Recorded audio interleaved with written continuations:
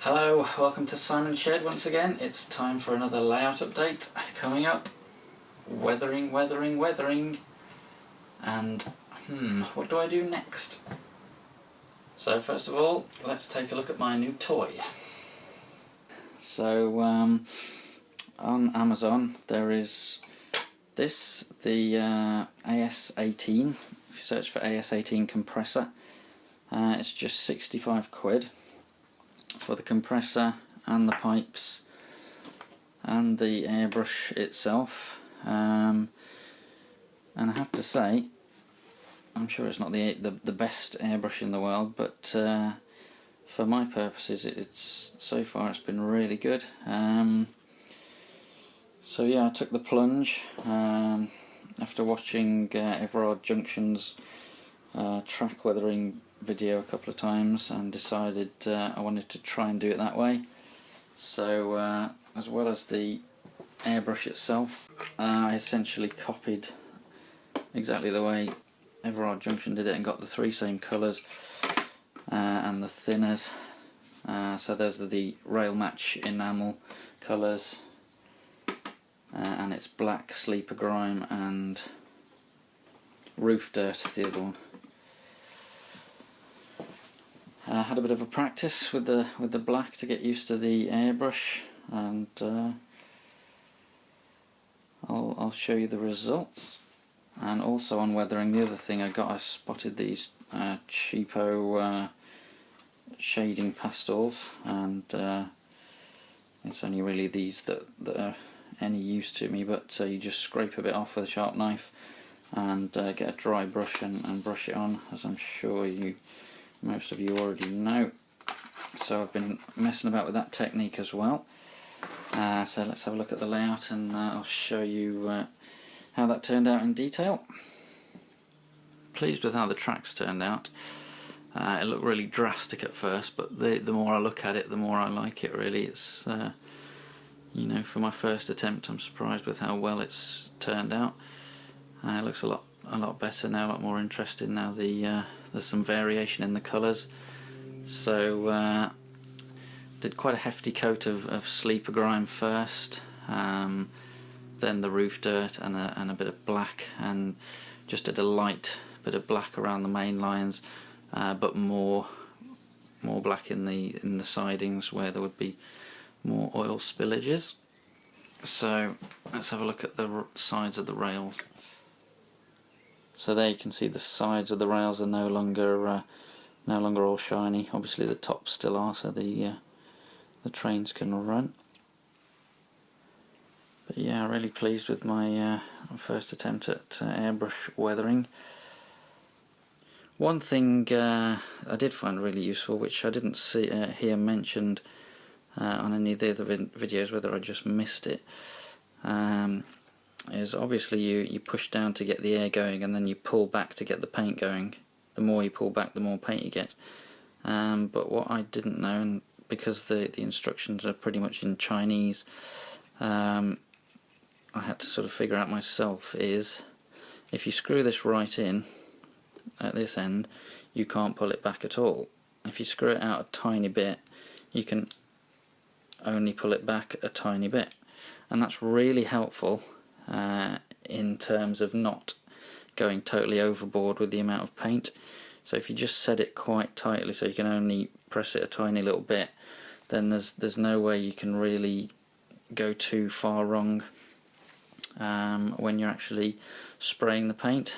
So but yeah, I'm really glad I eventually got around to getting one of these, and I'm sure it'll be used again. So once I got a bit more confidence, I started putting various streaks onto roofs and things. So this is airbrushing here, and I think this has turned out okay. The lines up there to indicate where the fumes have hit the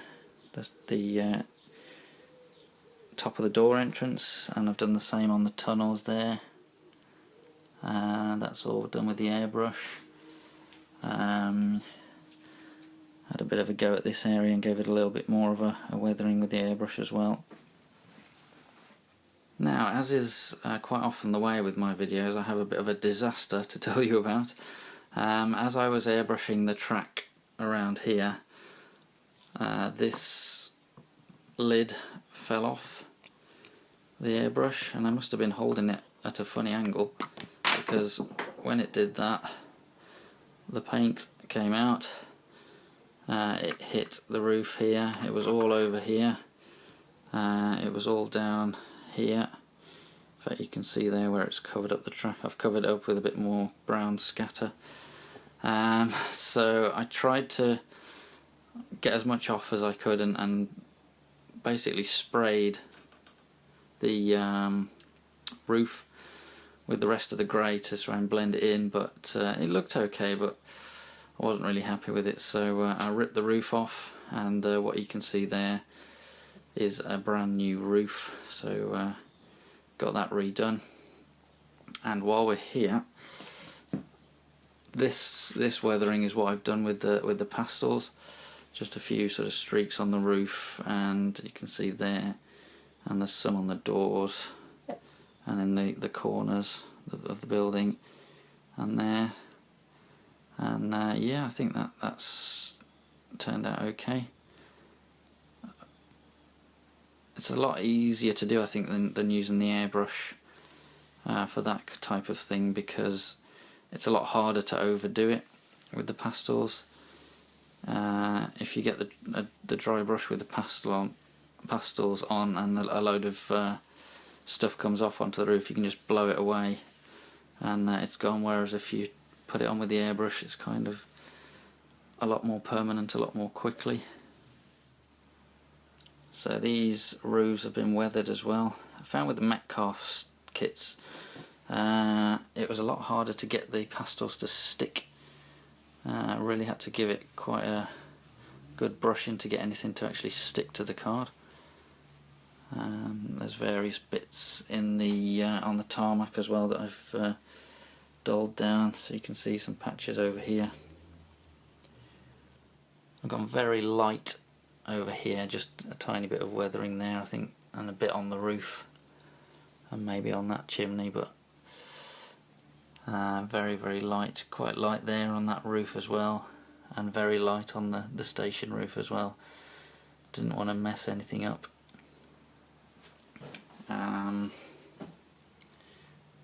And weathered that up as well. Weathered the platform a little bit too. It looks quite, well, it is quite heavily weathered down here, but that's kind of to hide a little mistake in the printing, where a bit of the printed stuff was cut away, so that's why that's more heavily weathered down there.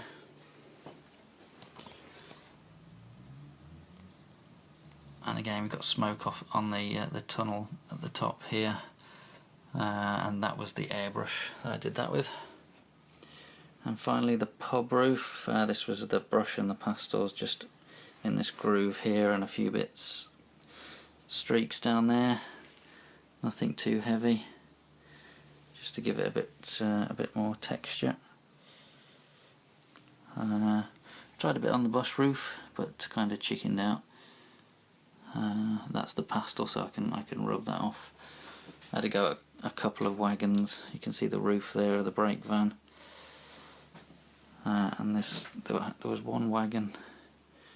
Yeah, this wagon always bothered me because it was bright red, and I've never seen anything like it in a real railway. So gave that a good weathering with the pastels too. I even had to go at the roof of my Deltic just with the pastels, so don't worry, I can get it off. Probably will. I think I'd prefer it pristine, but yeah, you always get a bit carried away, don't you? So just thought I'd give it a try, but yeah, it does come off. I think I will get it off in that case, but yeah, happy with the track, and happy with the rest of the weathering. I think that's put a nice finishing touch on it. So there we are. What I would say is don't be afraid to have a go with an airbrush. I mean, if I can do it, I reckon pretty much anyone can. I was really quite worried about a few things with the airbrush. You know, I thought paint would go everywhere, I thought once I'd sprayed the track that I'd never be able to get any trains to run again because it would all stick to the top of the rails. But as long as you can adjust the pressure on the compressor and turn it down so that you're less likely to get overspray then, and really you can spray quite close to other things and not get overspray.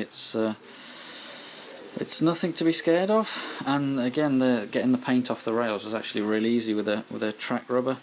It came off surprisingly easy, and trains were running again within no time, even though I'd left the enamel paint to dry for 2 or 3 days.